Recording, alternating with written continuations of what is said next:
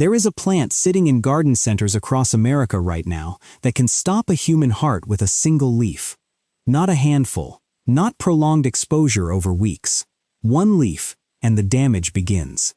There is another one on this list that landscape companies install by the hundreds every spring across the American South. Dogs die from it. The window to save them is small, and most owners spend that window not knowing the plant is the problem. And number 4, the one I want you to stay for, is not a garden plant at all. It is a houseplant. One of the most purchased, most recommended, most gifted houseplants in the entire country. Right now, it is sitting in tens of millions of American homes, being watered faithfully every week by people who have no idea what it is doing to the animals living in the same space. 7 plants, all legal, all common, all sold openly at garden centers, home improvement stores, and nurseries across every state, every single season, with no adequate warning on the pot. We are not just going to cover what makes each one dangerous. We are going to look at exactly what these plants contain, what happens inside a body when something goes wrong, and what you should be growing instead. Because in every single case, there is a safer plant that delivers the exact same look without any of the hidden cost. Stay with me through number 3. That one surprised me the first time I learned it. And I have been gardening for 15 years. Plant 1. Oleander. Walk into any garden center from California to Florida right now, and you will find it stacked near the entrance. Full, lush, covered in tight clusters of deep pink, white, or red flowers that look like something lifted straight out of a Mediterranean courtyard. Oleander sells itself the moment a customer walks past it in bloom, and the reasons are real. It is drought-tolerant to a degree almost nothing else can match. It grows fast enough to form a solid privacy screen within a season or 2. It asks for almost nothing once it is in the ground. No complex feeding schedule, no pest management, no weekend maintenance that most flowering shrubs demand. For a homeowner who wants bold color along a property line without babysitting it, oleander genuinely feels like the perfect plant. That is why municipalities plant it by the mile. Drive any highway across California, Texas, Arizona, or Florida, oleander is already there, lining the medians for hundreds of miles because cities and counties can install it cheap, walk away, and it will still look immaculate 20 years later. I understand exactly why it gets sold the way it gets sold. I get it. Here is what the tag on every single pot will never tell you. Every part of oleander is toxic, not some parts. Not just the roots or just the flowers. Every part, the leaves, the flowers, the stems, the roots, the sap, and even the smoke when someone burns trimmed clippings in a backyard fire pit, carries a class of compounds called cardiac glycosides. These are the same family of chemicals found in digoxin, a prescription heart medication that millions of older Americans take every day to regulate a struggling heart rhythm. In a controlled pharmaceutical dose, these compounds save lives. They are among the most important cardiac drugs in medicine. In the raw plant growing along your driveway, there is no controlled dose. There is no safe threshold. There is no amount a child or an animal can be exposed to that anyone can call acceptable. A single leaf carries enough to cause serious cardiac disruption in a small child. That is not pulled from a warning label for effect. That is documented clinical reality, and it is the reason poison control centers across the South treat every oleander ingestion call as an immediate emergency. No exceptions, no wait and see. Dogs and cats move faster. Vomiting and irregular heart rhythm can begin within hours of ingestion. Horses have collapsed and died from eating fresh clippings left on the ground after a routine hedge trim, because clippings on the ground are accessible in a way a standing hedge is not, and most owners do not connect the plant to the emergency until the vet asks what is growing in the yard. I had a neighbor lose a dog this way. Healthy animal, routine yard cleanup. Nobody thought twice about where the clippings landed. The ASPCA Animal Poison Control Center identifies oleander as one of the most consistently reported toxic plant emergencies in the country, year after year, with no meaningful drop in call volume. Because the plant keeps getting sold without warnings, and people keep planting it next to where their animals live. Grow this instead, hardy hibiscus. It thrives across USDA zones 4 through 9, the vast majority of the continental United States. The flowers are every bit as dramatic and color-saturated as oleanders, and honestly, They are bigger. Nobody tells you that. You make the trade and you actually win. Hummingbirds and native pollinators pursue it relentlessly from summer through fall. You get every bit of the visual impact, none of the risk. Plant 2. Azalea and rhododendron. Drive through almost any American subdivision in April and you cannot miss them. Dense, rounded shrubs exploding overnight in waves of pink, white, magenta, coral, and deep red, turning an ordinary front yard into something that looks professionally designed. Landscapers install them by the hundreds every spring. Garden centers across the Pacific Northwest and the entire Southeast can barely keep them restocked through April. Homeowners associations love a uniform row of blooming azaleas along a property line because nothing else makes a neighborhood look polished that fast, that cheaply. Here is what almost none of those homeowners or landscapers know. Every leaf and every flower on an azalea or rhododendron carries a compound called grayanotoxin, and the reach of this toxin does not stop at the plant itself. Bees that forage heavily on azalea and rhododendron nectar can produce honey contaminated with the same compound. This is not a modern discovery. Ancient accounts describe soldiers becoming severely ill after eating local honey in regions where rhododendron grew densely. That so-called mad honey poisoning still occurs today in parts of Turkey and Nepal, where rhododendrons dominate the landscape and unregulated honey is produced locally. It is a real, documented, ongoing risk, not a historical footnote. In dogs, cats, goats, and horses, ingestion of azalea or rhododendron triggers a clinical picture that escalates fast. Drooling and vomiting move into cardiovascular symptoms. Heart rate dropping dangerously low, weakness, disorientation, collapse in severe cases. Goats are particularly drawn to browsing on exactly this kind of dense, leafy ornamental shrub. Livestock owners across the Southeast lose animals to ornamental plantings more often than anyone would expect. Almost always because the shrubs were installed by a previous property owner and the new owner inherited them without ever knowing what they were. I have walked properties where the previous owner left behind a beautiful, mature azalea border running the full length of a goat pasture fence line. Looked gorgeous. Was a loaded gun. Grow this instead. Camellias. They thrive in the same acidic soil azaleas require.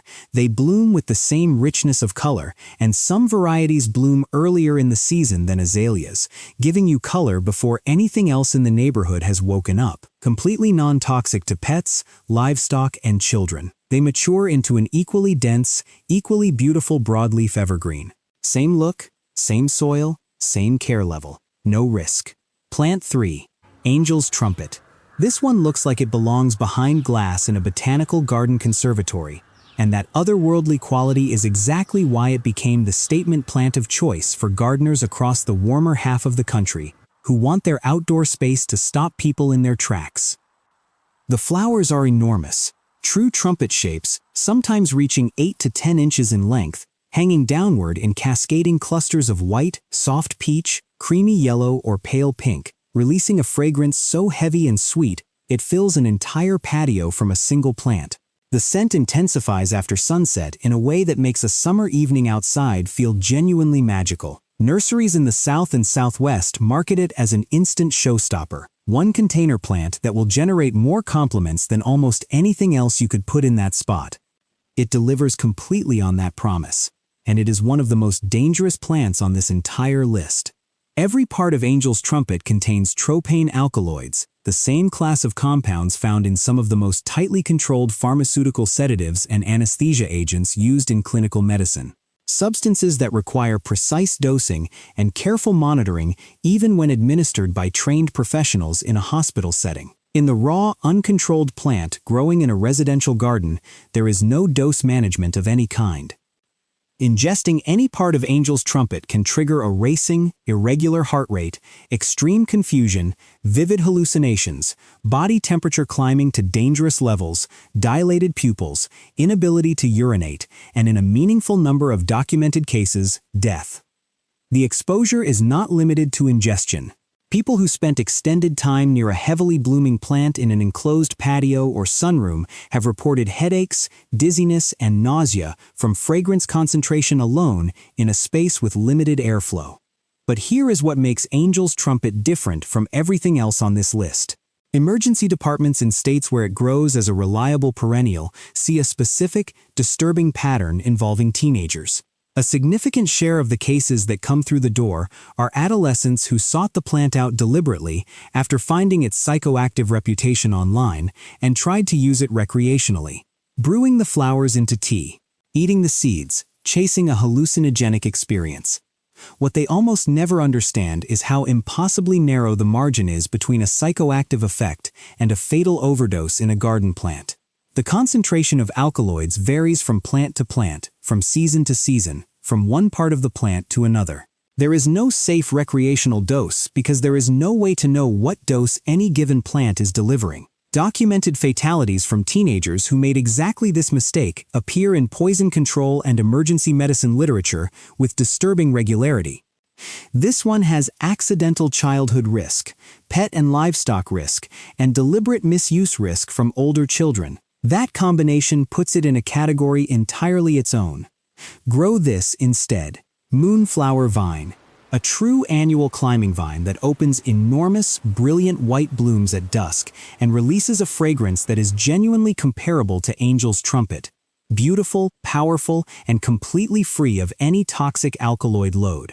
For sheer dramatic scale in a container, hardy hibiscus again. Same commanding presence. Nobody ends up in an emergency room. Before we get to number 4, the plant I told you about at the very beginning, the one sitting in homes across this country by the tens of millions right now, I want to say something directly.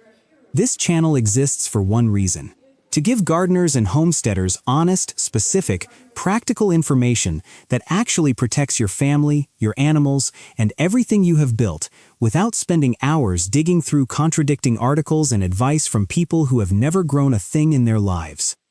If that is useful to you, subscribe right now and tap the notification bell. One action. It costs nothing, and it may protect more than you realize. Quick question before we continue, and I genuinely want to know. Of the 3 plants we just covered, which one surprised you the most? Drop it in the comments. Because your answer might be exactly what someone else watching this video needed to see today. Plant 4, pothos. This is the one I promised you. The plant sitting in more American homes, offices, waiting rooms, dorm rooms, and children's bedrooms than almost any other houseplant on Earth. You know exactly what it looks like. Trailing vines with waxy, heart-shaped leaves splashed with gold, cream, neon green, or bright white, spilling off a shelf or hanging from a hook in that effortlessly lush way that makes a room feel cared for. It is sold everywhere. Every major home improvement chain, every corner nursery, every grocery store plant section, every online retailer. Almost always the cheapest plant on the table. Marketed, accurately, as one of the most forgiving plants that exists. You can ignore it for weeks, put it in a dark corner, forget to water it until the soil pulls away from the sides of the pot. It comes back. It keeps growing. It will not die on you. That reputation is exactly why millions of people who have never kept a houseplant alive buy a pothos first. And it is why interior designers, plant influencers, and first apartment advice columns recommend it constantly. I recommended it for years, before I understood what was inside it. Here is what nobody tells you when you bring one home. Inside every leaf and every stem of pothos are microscopic, needle-shaped calcium oxalate crystals called raphides. These are not passive irritants that slowly cause discomfort over time. They are mechanically active. When any part of a pothos leaf or stem is bitten or chewed, the crystals are forcibly ejected from the plant tissue, firing into the soft lining of the mouth, tongue, lips, and throat like thousands of microscopic needles simultaneously. There is no warning, no gradual onset. The reaction begins within seconds of contact. In a cat or small dog, the result is immediate: intense burning pain, sudden, violent drooling, pawing at the face, rapid swelling of the oral tissue, and that swelling is what veterinarians take most seriously, because in a small animal, swelling in the mouth and throat can compromise the airway fast. Most owners who bring their pet in after a pothos exposure describe the same sequence. The animal chewed a hanging vine, began drooling almost immediately, started pawing at its face, became clearly distressed within minutes. By the time they are in the car to the emergency clinic, the animal is struggling. The ASPCA Animal Poison Control Center logs pothos consistently as one of the most frequently reported toxic plant exposures in the entire country. Not because its toxicity is the most severe on this list, but because it is in so many homes, in so many locations, completely accessible to cats and dogs, and almost nobody who owns one knows it is a risk at all. And here is the part that almost never gets discussed: pothos trails. Long, loose, swinging vines that hang off a shelf or dangle from a hook move in the air currents of a room. To a cat, that movement is biologically identical to prey. The same instinct that makes a cat chase a toy on a string makes it reach out and bite a trailing pothos vine. The plant is doing exactly what it looks best doing. The cat is doing exactly what cats do. And the outcome is completely predictable once you know what is inside those leaves. Grow this instead. Spider plant. Same light tolerance, same minimal watering schedule, grows just as fast, produces the same trailing effect as new offshoots dangle and reach. Completely safe for cats, dogs, and children. It is not as visually dramatic as a mature pothos, I will be honest with you about that. But your animals are alive, and that matters more than drama on a bookshelf. Plant 5, Lily of the Valley.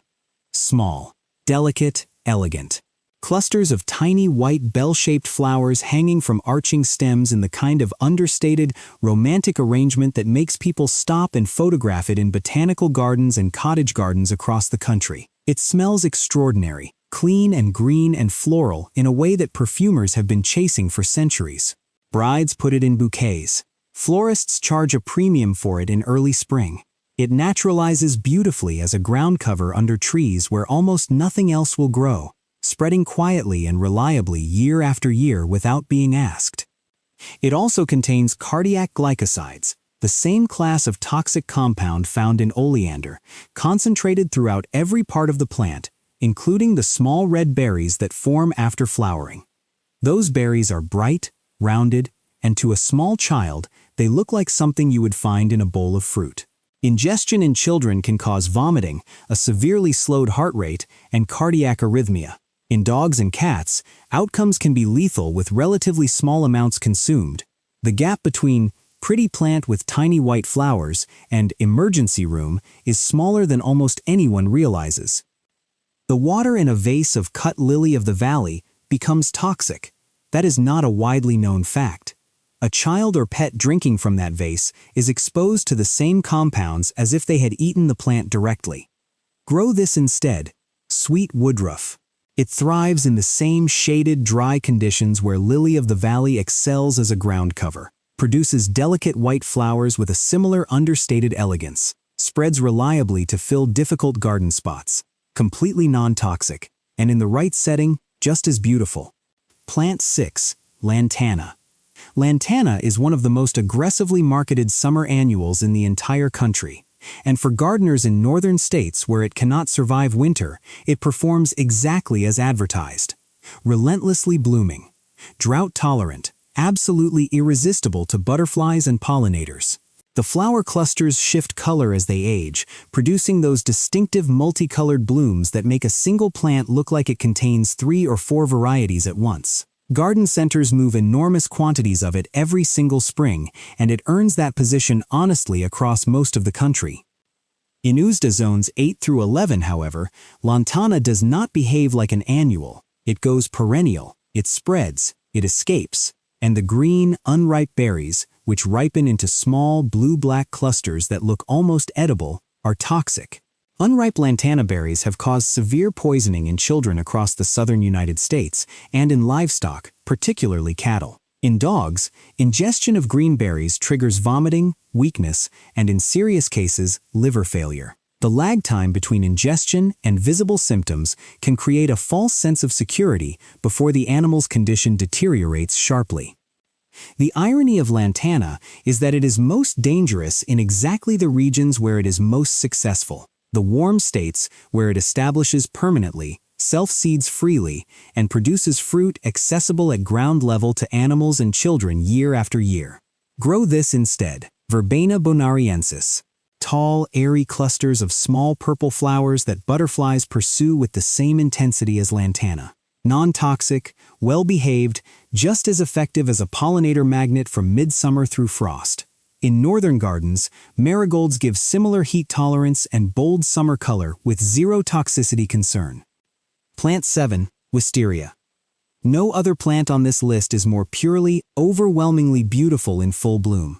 Cascading curtains of purple, lavender, or white flower clusters hanging from an arbor or draping across a pergola in late spring. Wisteria in full bloom is the kind of thing people plan entire garden structures around. Garden designers use it as the anchor of outdoor living spaces. Homeowners install full pergola systems specifically to host it. It photographs like nothing else in the home garden. That fragrance, heavy, sweet, impossible to ignore, carries across an entire property when a mature wisteria decides to perform. The seeds and seed pods of wisteria are toxic. A small number of seeds is enough to cause severe vomiting, abdominal pain, and in children, the kind of rapid fluid loss that leads to dangerous dehydration.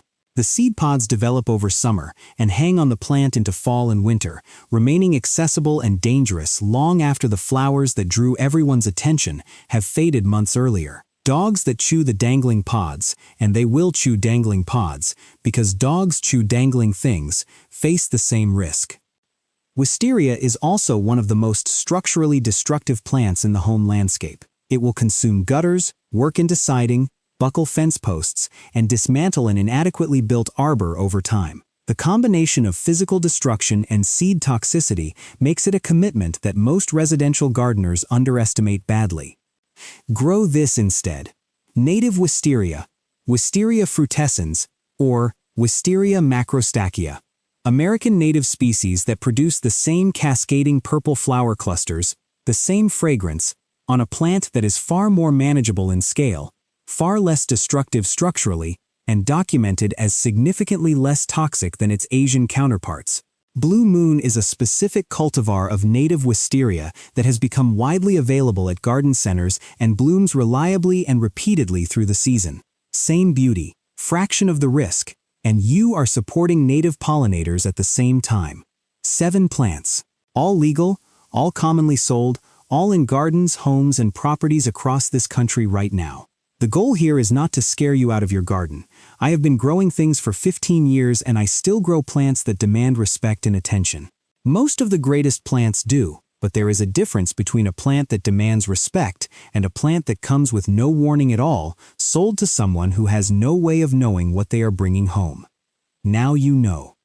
If any of these are in your yard, near your animals, near your children, you know what to look for, what to replace them with, and why it matters. Drop a comment below and tell me which one you are replacing first. And if someone you know has any of these plants in their yard, share this video with them. You might do more good than you realize.